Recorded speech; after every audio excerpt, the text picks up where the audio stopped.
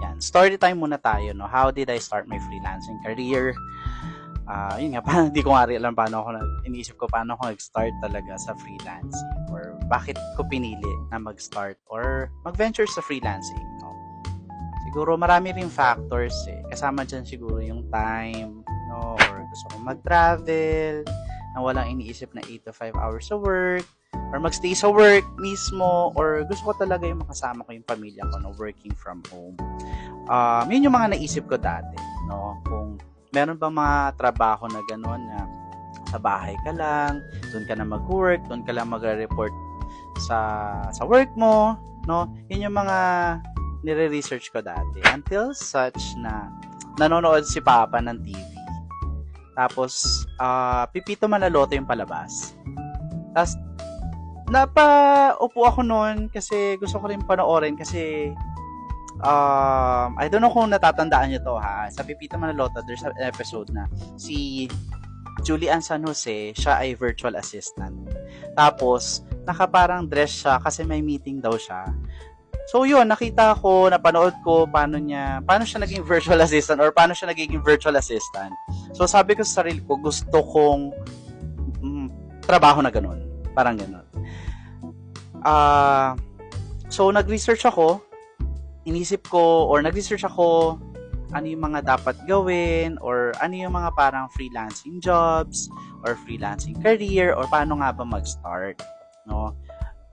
Kasi doon naman talaga nag-i-start yun So, nag-search ako. Ang daming lumalabas. Tapos, pinapa-sign up ako sa mga website na ganito, website na ganyan for freelancing.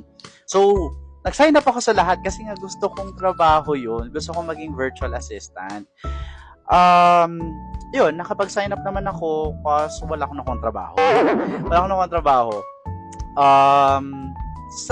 Submit lang ako ng application kasi may nabasa ako doon na magsasubmit ka ng proposal, no? Ito yung nakita ko na website sa Upwork. Doon ako nag-start, tapos mataas pa nga yung parang rate na nilagay ko doon, parang $60 per hour. Pero hindi pala siya ganoon, no? So,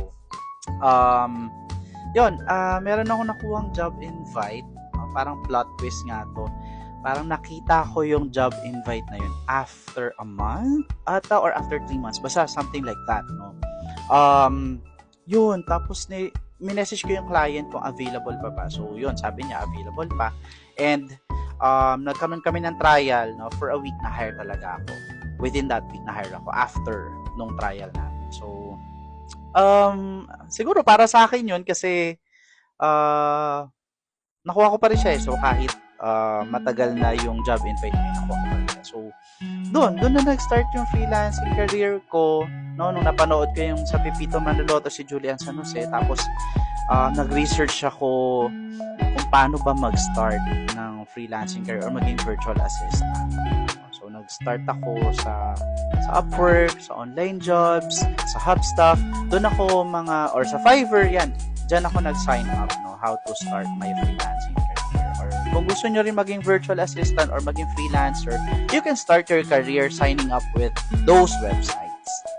So, I hope nakatulong, no? Yung yung start ko sa pagiging freelancer. So, magpo-post pa ako ng mga videos para at least ng mga tips, no? Paano nga ba mag-start ng freelancing career.